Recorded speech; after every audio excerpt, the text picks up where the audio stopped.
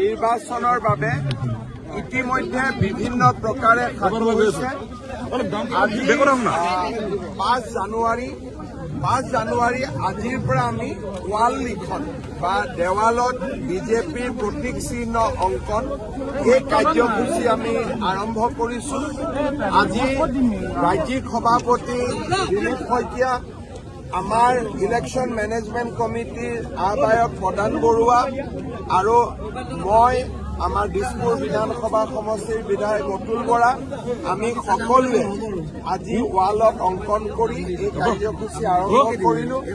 গোটেই অসমতে আজি আমাৰ দলৰ কাৰ্যকৰ্তাসকলে এই অভিযানৰ একেলগে আৰম্ভ কৰিছে আৰু আমি নিৰ্দিষ্ট সময়ৰ ভিতৰত এই ৱাল লিখন আমি কমপ্লিট কৰিম। কেনেধৰণৰ বাৰ্তাৰে এনেকুৱা মেছেজ? প্ৰথম কথা, আমি যাৰ ৱালত আঁকিম সেই ৱালৰ গৰাকীৰ আমি প্ৰথম অনুমতি ল'ম।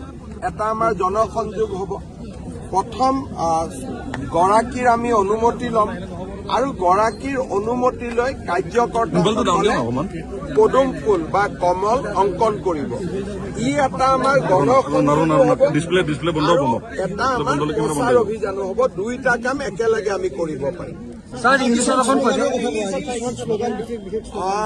আমাৰ যিখিনি যি কাম আমি যোৱা 5 বছৰ, যোৱা 10 বছৰে কৰি আছো, তাক আমি আৰু এমফেচিছ দিছো। যেনেকে অসমৰ সুৰক্ষা বিজেপিৰ প্ৰতিজ্ঞা। এই কামটো আমি কৰি আছো আৰু আমি কৰি গৈ থাকিম। এই কথাখিনি যিখিনি আমাৰ আদৰ্শ, বিকশিত অসম, জয় আই অসম, ই আমাৰ এটা কল্পনা যে আমি অসমখন বিকাশ কৰিম, যাতে অসমখন সঁচাকৈ আমি জয় আই অসম বুলি ক'ব পাৰো। তেনেকে আমাৰ কেইবাটাও শ্লোগান আছে। দুটা যেনেকে মই ক'লো, অসমৰ সুৰক্ষা বিজেপিৰ প্ৰতিজ্ঞা, আমাৰ বিকশিত অসম, জয় আই অসম, বন্দে মাতৰম, বিজেপিৰ পণ বন্দে মাতৰম। এই আমাৰ এটা শ্লোগান আছে, বিজেপিৰ পণ বন্দে মাতৰম, অসমৰ সুৰক্ষা বিজেপিৰ প্ৰতিজ্ঞা, বিকশিত অসম, জয় আই অসম। এনেকে আমি কেইবাটাও আমাৰ শ্লোগান আছে। সেই শ্লোগানখিনি আমি অংকন কৰিম। এটা কথা বুজিছো যে টিকট প্ৰত্যাশী যথেষ্ট বৃদ্ধি পাইছে বিজেপিত, গতিকে মোৰ লগা নাই টিকেট প্ৰত্যাশী বহুত বৃদ্ধি পাইছে বুলি। কিছুমান সমষ্টিত এটাতকৈ দুটাও নাই। কাৰণ আমাৰ 10 বছৰত আমি এটা সুস্থিৰতাৰ ফালে গতি কৰিছো। গতিকে বিজেপি এনেকুৱা এটা বৰ্তমান আমি এটা সুস্থিৰ পৰ্যায়ত আহিছো যে অসমৰ আধাতকৈ বেছি সমষ্টিত প্ৰাৰ্থী এজনেই আছে। গতিকে মই নাভাবো যে সংবাদ মাধ্যমে ভাল পায় যে সংঘাত হৈছে, এনেকুৱা বাতৰিবোৰ ভাল পায়, কিন্তু মই নাভাবো যে এইবাৰ আমি এনেকুৱা বাতৰি আপোনালোকক দিব পাৰিম। 10-12টা সমষ্টিত হয়তো ততোধিক প্ৰাৰ্থী থাকিব, কিন্তু 10 বছৰ চৰকাৰ চলাৰ পিছত, 10 বছৰ এটা দল হোৱাৰ পিছত পাৰ্টিটো এটা মেচিয়ৰিটি পায়। এতিয়া আমাৰ দলে সেই মেচিয়ৰিটিটো পাইছে। মই নাম ক'ব বিচৰা নাই, কিন্তু 50টা সমষ্টিটো আজিও যদি আমাক ওপৰৰ পৰা কয় আজি গধূলি এনাউন্স কৰি দিয়া, আমি এনাউন্স কৰি দিব পাৰো। কাৰণ তাত 1 বা 2জন প্ৰাৰ্থী আছে আৰু 2জনৰ মাজত বুজাবুজিও আছে যে যিজনে পালে হ'ল। জিলা সভাপতিসমূহৰ এটা চিঠি আপোনালোকে কৰিছিল। আমাৰ বিজেপিত আমি কোনো প্ৰাৰ্থীৰ আবেদন নলওঁ। বিজেপিত নিজে কোনেও প্ৰাৰ্থী হ'ব নোৱাৰে। পুলিং বুথৰ পৰা নাম আহিব মণ্ডললৈকে, মণ্ডলৰ পৰা নাম আহিব জিলালৈকে, জিলাই ৰাজ্যিকলৈকে পঠাব, ৰাজ্যই দিল্লীলৈকে পঠাব। নাম প্ৰপ'জ কৰিব কৰ্মীয়ে বা কাৰ্যকৰ্তাই। আমাৰ দলত কোনেও নিজে ইলেকশ্যন উঠো বুলি ক'ব নোৱাৰিব, অন্ততঃ অফিচিয়েলি। আনঅফিচিয়েলি বেলেগ কথা। ইয়াত ফৰ্ম নাই। ৰাইজে নামটো প্ৰস্তাৱ কৰিব। আমাৰ কাৰ্যকৰ্তাসকলে প্ৰস্তাৱ কৰি পঠিয়াব। আমি 25,000 বা 50,000 আমি কোনো আমাৰ ফিজ নাই আৰু এইটো বেলেগ বেলেগ দলৰ সিদ্ধান্ত, আমি তাত কোনো কমেণ্ট নিদিওঁ। কিন্তু বিজেপিৰ নীতিটো হ'ল যে তলৰ পৰা নামটো ওপৰলৈকে আহি থাকিব। এটা সময়ত আমাৰ প্ৰভাৰী যাব, বিভিন্ন ৰাজ্যত হয়, অসমত কি হয় মই নাজানো। আমাৰ বক্স এটা থাকে, সেই বক্সত আমাৰ সভাপতিসকলে আহি নিজৰ নামটো লিখি তাতে বক্সত দি দিয়ে। তেনেকুৱা ধৰণেও হয়, সেইটোক ৰাইচুমাৰি বুলি কয়, বা আমি হিন্দীত ৰাইচুমাৰিব কয়, অসমীয়াত আমি মত সংগ্ৰহ বুলি কওঁ। গতিকে বিজেপিৰ বিভিন্ন মডেল আছে। এইবাৰ কোনটো মডেল ল'ব মই নাজানো, কিন্তু যেনেকে ত্ৰিপুৰা, ঝাৰখণ্ড আদি ৰাজ্যত তাতে বক্স এটা কৰা হয়। বক্সত বুথ সভাপতি, জিলা সভাপতি, প্ৰাক্তন জিলা সভাপতি, কেন্দ্ৰীয় কাৰ্যনিৰ্বাহক তেওঁলোকে নিজৰ মন পচন্দৰ নামটো দি বক্সটোত ভৰাই দিয়ে, আৰু বক্সটো গুৱাহাটীত আহিহে খুলিব পৰা যাব। তেনেকুৱাও ব্যৱস্থা হয়।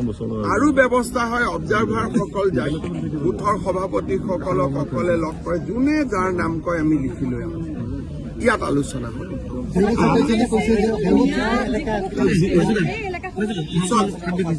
কংগ্ৰেছে প্ৰথম তেওঁলোকে এটা টকা সংগ্ৰহ কৰি আছে, 3 কোটিৰ পৰা 5 কোটি টকালৈ, আৰু যাৰ অভিযোগ আপোনালোকে কেইটামান দিনৰ পিছত খোলাখুলিকৈ পাব।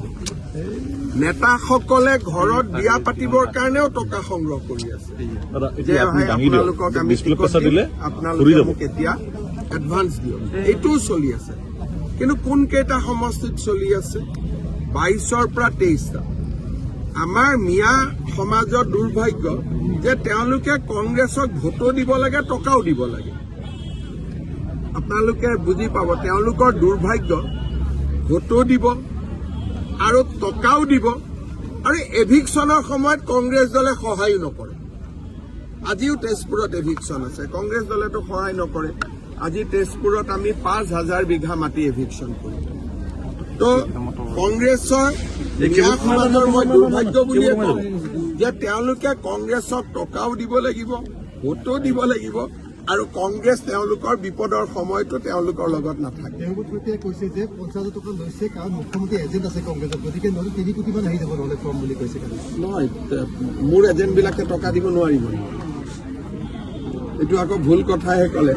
যি মোৰ এজেণ্ট নহয় তেওঁলোকে দিব নোৱাৰিব। মোৰ এজেণ্টবিলাকেতো 50,000 টকা দিব পাৰিব, কাৰণ মোৰ এজেণ্টবিলাক কোনবিলাক? যি আগতে মন্ত্ৰী আছিল, MLA আছিল, মোৰ লগত একেলগে পাৱাৰত থাকোঁতে কংগ্ৰেছ কৰিছিল। গতিকে তেওঁলোকৰ হাততো ইমান টকাটো থাকিব ডেফিনেটলি। বিজেপিৰ জিলা সভাপতিয়ে নিৰ্বাচনৰ বাবে মন মেলিব নোৱাৰিব, এনেকুৱা এটা নীতি আছিলে। এতিয়াও আমি সেইটো নীতিতে আছো যে জিলা সভাপতিসকলে টিকেট বা প্ৰাৰ্থী নহলে আমি ভাল পাম। কৰবাত যদি কিবা এক্সেপশ্যন কৰে পাৰ্টীয়ে বেলেগ কথা, কিন্তু আমি জিলা সভাপতি হোৱাৰ সময়তে তেওঁলোকক কৈছিলো যে আপোনালোক যদি জিলা সভাপতি হয় আপোনালোক টিকট নিবিচাৰিব, কাৰণ এটা চিটত আপোনালোক আবদ্ধ হৈ যাব। আপোনালোকে গোটেইকেইটা চিটতে কাম কৰিব লাগে, পিছত MPত খুজিব। এতিয়া মোটামুটি আমাৰ মেক্সিমাম জিলা প্ৰেচিডেণ্টে টিকেট নোখোজে বা তেওঁলোকৰ আগ্ৰহো নাই। কৰবাত 2-এটা এক্সেপশ্যন, যেনেকে সকলো কথাতে 2-এটা ব্যতিক্ৰম থাকে, হয়তো 2-এটা ব্যতিক্ৰম থাকিব পাৰে। দলে সেই ক্ষেত্ৰত সিদ্ধান্ত ল'ব নিৰ্দিষ্ট সময়। বিজেপিৰ লক্ষ্য একো নাই, ৰাইজৰ আশীৰ্বাদে বিজেপিৰ লক্ষ্য, যে ৰাইজে আশীৰ্বাদ কৰিব, যিমান তাত আশীৰ্বাদ দিব আমি সিমানতে সন্তুষ্ট। চৰকাৰখন হলে হ'ল। শিৱসাগৰত নিৰ্বাচন খেলিবৰ কাৰণে মইতো তাতে কাম কৰিব লাগিব। মইতো যোৱা 5 বছৰ তাতে কোনো কাম কৰা নাই। আকৌ জিকাৰ পিছত মই তাতে যাব লাগিব। মইতো ৰাইজক ঠগুৱা হ'ব, কাৰণ মই গুৱাহাটীত থাকিম, এতিয়াও সমষ্টিটো চিনি নাপাম। জিকাৰ